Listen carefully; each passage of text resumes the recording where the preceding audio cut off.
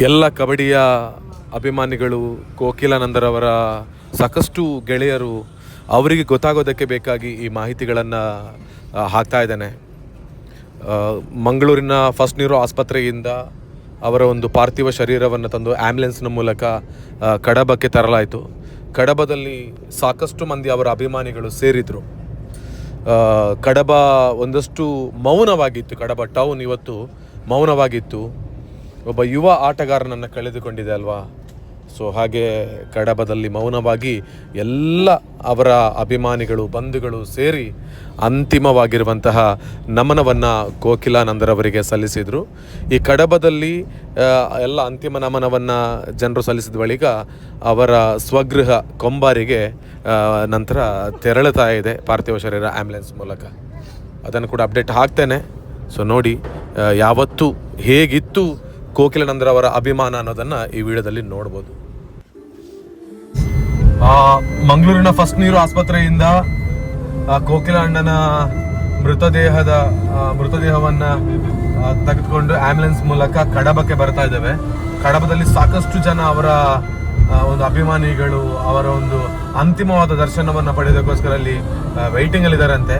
So ಸೀದಾ ಮಂಗಳೂರಿಂದ ಕಡಬಕ್ಕೆ ಬರ್ತಾ ಇದ್ದೇವೆ. ಸೊ ಕಡಬದಿಂದ ಒಂದು ಹೇಗಿರ್ತದೆ, ಎಷ್ಟು ಒಂದು ಪ್ರೀತಿಯನ್ನು ಸಂಪಾದಿಸಿದ್ದಾರೆ, ಎಷ್ಟು ಜನ ಅಭಿಮಾನಿಗಳನ್ನ ಕೋಕಿಲಣ್ಣ ಸಂಪಾದಿಸಿದ್ದಾರೆ ಅಂತ ಹೇಳುವಂಥದ್ದನ್ನ ಇವಾಗ ನಾವು ನೋಡ್ಬೋದು. ಕಡಬದಿಂದ ಅವರ ಮನೆಯವರೆಗೆ ನಾನು ಹೋಗಿ ತೋರಿಸ್ತೇನೆ. ಯಾವತ್ತು ಮತ್ತೊಮ್ಮೆ ಹೇಳೋದಿಷ್ಟೇ, ಯಾವತ್ತು ಕೋಕಿಲಣ್ಣ ನಮ್ಮ ಮನಸ್ಸಲ್ಲಿ ಸದಾಕಾಲ ಇರ್ತಾರೆ. ಅವರು ಮಾಡಿರೋ ಒಳ್ಳೆ ಕೆಲಸಗಳು ಸಮಾಜದಲ್ಲಿ ಎಂದೂ ನೆನಪಲ್ಲಿ ಇರ್ತದೆ ಅಂತ ಹೇಳಿಕೊಳ್ತಾ ಕಡಬದಲ್ಲಿ ಸ್ಟಾಪ್ ಆಗಿ ಸೇರಿರುವಂತ ಎಲ್ಲರ ಸಮ್ಮುಖದಲ್ಲಿ ಮತ್ತೆ ಅಲ್ಲಿಂದ ಮುಂದಕ್ಕೆ ಹೋಗ್ತೇವೆ. ಸೊ ಬನ್ನಿ ಅಲ್ಲಿ ಹೋಗುವ.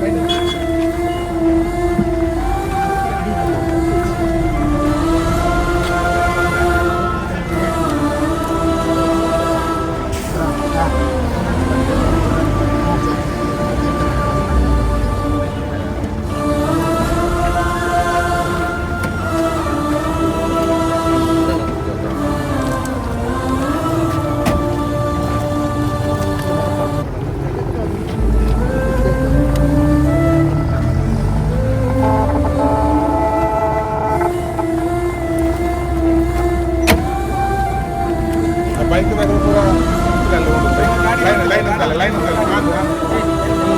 ಪೂರ ಬೈಕ್ ಗಾಡಿ ಬರ್ತಿಲ್ಲ